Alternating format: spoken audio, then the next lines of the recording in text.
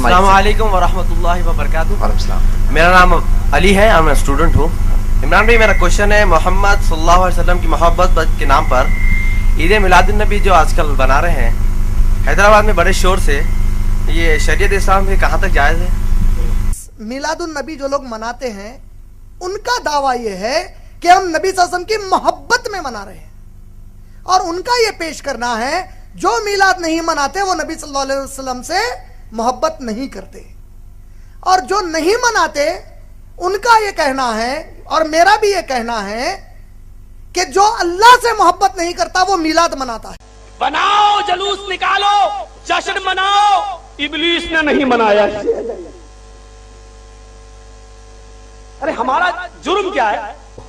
ہاں ہم آپ سے صرف اتنی سی بات کہتے ہیں کہ جنم دن اگر منایا گیا ہے یا جائز ہے تو کسی ایک صحابی کی دلیل دے تو منانا شروع کر دیں گے. کہ جشن عید میلاد النبی کا کوئی وجود اسلام میں ہے ہی نہیں, اسلام سے کا کوئی تعلق ہے ہی نہیں, اس لیے جشن عید میلاد النبی سے دور رہنا چاہیے اور اس سے پرہیز کرنا چاہیے, اور اس سے لوگوں کو بھی بتانا چاہیے کہ میرے بھائی جشن عید میلاد النبی نہ مناؤ, کیونکہ اس کا تذکرہ سلف صالحین نے اپنی کتابوں میں نہیں کیا ہے, محدثین نے اپنی کتابوں میں نہیں کیا ہے, فقہا نے اپنی کتابوں میں نہیں کیا ہے. یہ جو آج لوگ کر رہے ہیں یہ اپنی طرف سے من گھڑت ہے, ان سے دور رہنا چاہیے. یہ عید میلاد النبی یا رسول اللہ کی پیدائش منانا, کچھ لوگوں نے یہ کہا کہ جب عثمانی خلافت جو یورپ میں گئی انہوں نے دیکھا کہ وہ کرسمس مناتے ہیں بڑے دھوم دھام سے اپنے نبی کا, تو کہا ہمارا نبی تو افضل ہے ان سے, تو لہٰذا ہم بھی جو ہے برتھ ڈے منائیں گے, میلاد منائیں گے.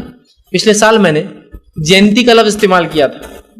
جینتی, عید میلاد النبی مطلب محمد صلی اللہ علیہ وسلم کی جینتی. ایک جینتی ہوتی ہے جس میں اودے فرارے, اودے جھنڈے, اودے فلاں ہوتے. ایک جینتی اس میں لال جھنڈے, لال فرارے, لال کپڑے ہوتے. ایک جینتی اس میں ہرا ہے. فرق کیا ہے؟ سیم ہے نا, وہی گلال, وہی کلر, وہی پٹاخے, وہی تماشا, صرف اتنا ہمارے جینتی میں اونٹ رہتا آگے.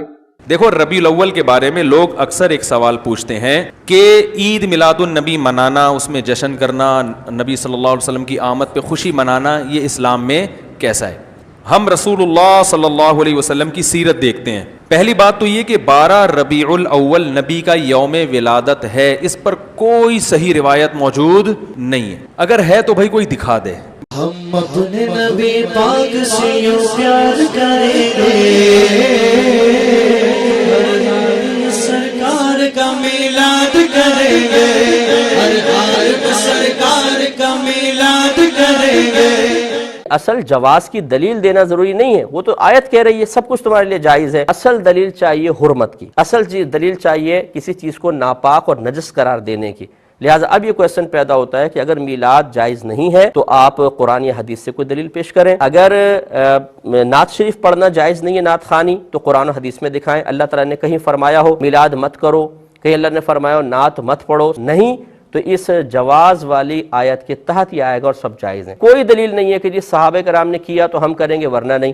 آپ اپنے لباس دیکھ لیں, اپنے گھر کا اسٹائل دیکھ لیں, آج آپ کی شادی بیاہ کے معاملات دیکھ لیں, مسجد پہ گنبد و مینار دیکھ لیجئے, نماز کے مسجد میں جماعت کے اوقات دیکھ لیجئے, دارالعلوموں کا قیام, اس کے لیے پھر امتحان کے اوقات, پھر اس کے بعد دستار بندی, اس کے بعد سند دینا, کون سی ایسی چیزیں جو صحابہ کرام نے کی تھی. تو اگر ہم یہ قاعدہ قانون بنا لیں کہ جی وہاں کی گئی ہو تبھی جائز ہے ورنہ حرام ہے, تو میرے پیارے بھائی زندگی کے کاروبار رک جائیں گے. یہ مطالبہ ہی بالکل غلط ہے. اب جتنے بھی مسالک اور مذاہب کے اندر ہوتے ہیں, پروگرام ہیں, جلسے ہیں, تقریبات ہیں, جلوس ہیں, اس طرح کا سٹائل اس دور میں تو یقیناً تھا نہیں. باقی اس عنوان سے بیٹھے ہوں, بات کی ہو, صحیح حدیث سے ثابت ہے. حضرت امیر معاویہ رضی اللہ تعالیٰ عنہ کی مرویات سے ہے کہ حضور علیہ السلام مسجد نبوی میں تشریف لائے تو صحابہ بیٹھے ہوئے تھے. جلسے کا سٹائل تھا, بلکہ حدیث کے لفظ ہیں کہ حضور آئے تو فرمایا ما اجلسکم, تم کیوں بیٹھے ہوئے ہو, تمہارے اس جلوس کا, بیٹھنے کا, جلسے کا کیا مقصد ہے؟ حضور ہمارے بیٹھنے کا مقصد یہ ہے ہم اللہ کی حمد بول رہے ہیں, اس کی ثنا کر رہے ہیں, اس کا شکریہ ادا کر رہے ہیں, اس بات پر کہ اس نے ہمیں ہدایت اسلام دی اور آپ کی صورت میں ہمارے اوپر کرم فرمایا. حضور فرمایا کیا صحابہ تم اس بات پہ قسم اٹھا سکتے ہو کہ اسی لیے بیٹھے ہو؟ مسلم کی روایت ہے, سنن نسائی میں ہے, باقی کتب حدیث میں. صحابہ نے عرض کی حضور ہم اللہ کی قسم اٹھا کے کہتے ہیں ہم اسی لیے بیٹھے ہیں. تو حضور علیہ الصلوۃ والسلام نے فرمایا صحابہ کوئی شک نہیں تھا تمہارے قول کی صداقت پر, بلکہ ماجرا کچھ اور تھا کہ میں حجرے میں تھا, میرے پاس حضرت جبریل امین آئے, مجھے جبریل نے آ کے خبر دی اے صحابہ تمہارے اس عمل پر اللہ فرشتوں میں فخر کر رہا ہے. تو مجھے بتائیے آج اگر میں اور آپ بیٹھ جائیں اور جمع ہو جائیں. چلو بیٹھنے کی جگہ پر چراغاں بھی کر لیں. اب اتنی آوازیں نہیں ہیں کہ زور سے بول کر آخری شخص تک آواز پہنچائی جائے. چلو سہولت کے لیے لاؤڈ سپیکر بھی لگا لیں. کوئی دور و نزدیک سے لوگ آئے ہیں ان کے لیے کوئی کھانے کا شیرینی کا انتظام بھی کر لیں. تو اس میں کیا قباحت ہو. حضور پاک صلی اللہ تعالیٰ علیہ وسلم ہجرت فرما کر جب مدینہ طیبہ تشریف لائے، اب یہاں پر جو حالات تھے وہ مکہ جیسے حالات نہیں تھے. مدینہ نرم دل لوگوں کی زمین تھی، وہاں پر لوگوں نے استقبال کیا تھا. اللہ کے حبیب صلی اللہ تعالیٰ علیہ وسلم جب تشریف لائے، آج بھی حدیث کی کتابوں میں موجود ہے، حضور پاک صلی اللہ تعالیٰ علیہ وسلم کے آنے سے تقریباً 6 یا 7 دن پہلے ہی مدینے کی گلیوں میں یہ بات مشہور ہو چکی تھی کہ محمد صلی اللہ علیہ وسلم مکہ چھوڑ کر مدینے آ رہے ہیں. آلریڈی وہاں پر 100 سے زیادہ گھروں میں اسلام موجود تھا حضور صلی اللہ تعالیٰ علیہ وسلم کے آنے سے پہلے. کیونکہ حضور جب دعوت شروع فرما چکے تھے مکہ میں تو مدینے سے قافلے آتے تھے حج کے لیے اور وہ حضور پر ایمان لاتے تھے، واپس جاتے اپنے شہر میں پھر تبلیغ کرتے. کئی لوگ حضور کے مدینے آنے سے پہلے ہی اسلام میں تھے، ایمان میں تھے. اب یہاں پر آپ کو میں بتاؤں، حضور پاک صلی اللہ تعالیٰ علیہ وسلم جب تشریف لا رہے تھے مدینے میں، دونوں حالات بالکل الگ ہیں. مکہ میں بھی حضور آئے ہیں اور مدینے میں بھی حضور آئے ہیں، دونوں جگہ آنے کی کیفیت الگ ہے. حضور پاک صلی اللہ تعالیٰ علیہ وسلم مدینے میں جب آئے تو تاریخ میں ہے بنو نجار قبیلے کی ساری بچیوں کے ہاتھ میں دف تھے اور وہ سنیت الوداع کی گھاٹیوں پر چڑھ جاتی تھی اور روزانہ صبح سے شام تک انتظار کرتی تھی. جس دن حضور پاک صلی اللہ تعالیٰ علیہ وسلم اپنے رفیق سفر صدیق اکبر کے ساتھ قبا کی طرف سے نمودار ہوئے، جلوہ بار ہوئے، مدینے کی خوشیوں کا حال یہ تھا.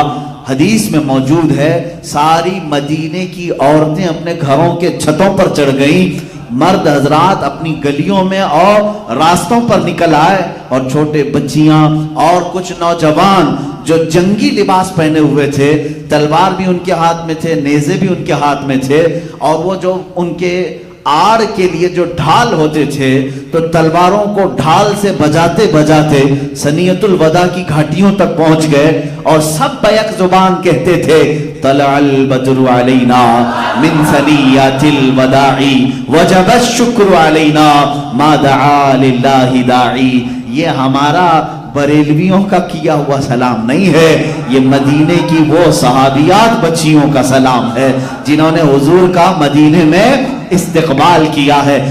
ارے میرے عزیزو، یہاں مجھے بات یہ کہنی پڑتی ہے کہ اگر آج ہم میلاد میں کہتے ہیں نور والا آیا ہے، نور لے کر آیا ہے، یہ جو نعتیں پڑھتے ہیں تو در حقیقت یہ مدینے والوں کی ترجمانی کر رہے ہیں.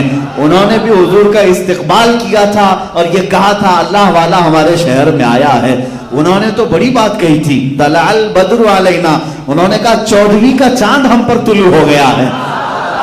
من ثنیات الوداع، وداع یہ سنیت الوداع کی گھاٹیوں سے 14ویں کا چاند ہم پر طلوع ہو گیا ہے.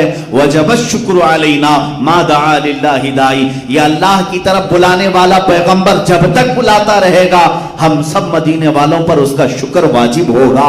یہ بچیاں پڑھ رہی تھیں. اب مجھے یہاں سمجھ میں آیا، بعض لوگ یہ کہتے ہیں جب حضور پیدا ہوئے تھے تو کوئی میلاد نہیں منائے تھے مکہ میں، ہے نا؟ حضور جب پیدا ہوئے تھے میلاد مکہ والوں نے نہیں منایا، آپ کیوں منا رہے ہیں؟ تو جواب میں آپ یہ کہیں جب حضور مکہ میں پیدا ہوئے تھے تب مسلمان تھے کہاں؟ حضور نے تو 40 سال کے بعد اعلان کیا ہے.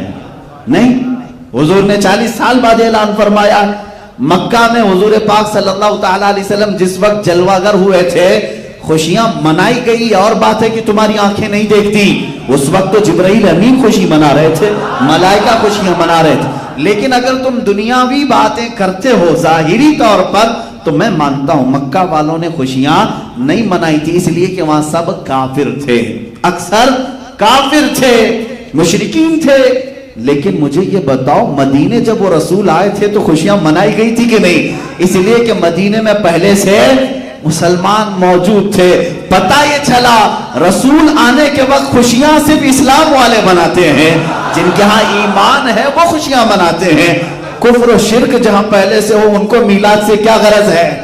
رسول پاک کی ولادت سے کیا غرض ہے؟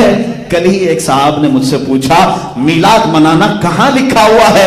میں نے کہا سنیوں کی قسمت میں لکھا ہوا ہے۔ کہاں لکھا ہوا ہے؟ سنیوں کی قسمت میں لکھا ہوا ہے، اس لیے کہ ہم نے تاریخ میں دیکھا ہے کہ جب رسول مکہ میں آئے تو وہاں قسمت والے ایمان والے نہیں تھے، اس لیے ہو سکتا ہے انہوں نے ظاہری خوشی نہیں منائی، لیکن مدینے والوں کی قسمت میں تو ایمان تھا۔ جب رسول نمودار ہو رہے تھے، ارے میاں انہوں نے تو دف بجا بجا کر کے اپنے نبی کا استقبال کیا، تم تو صرف ہمارے جھنڈوں پر اعتراض کرتے ہو۔ ابھی تو ہم نہ ڈھول اٹھائے ہیں نہ دف اٹھائے ہیں، مدینے والی بچیاں دف بجا کر کے میرے نبی کا استقبال کر رہی تھی، اور میرے آقا نے اگر یہ بدعت اور شرک ہوتی تو مدینے والوں کو کہتے لے جاؤ اپنے دف اندر، یہ سب کیا کر رہے ہو؟ بلکہ صدیق اکبر فرماتے ہیں حضور نے خوشی کا اظہار فرمایا، پتہ یہ چلا میلاد منانے والوں سے میرے آقا بھی راضی ہوتے ہیں۔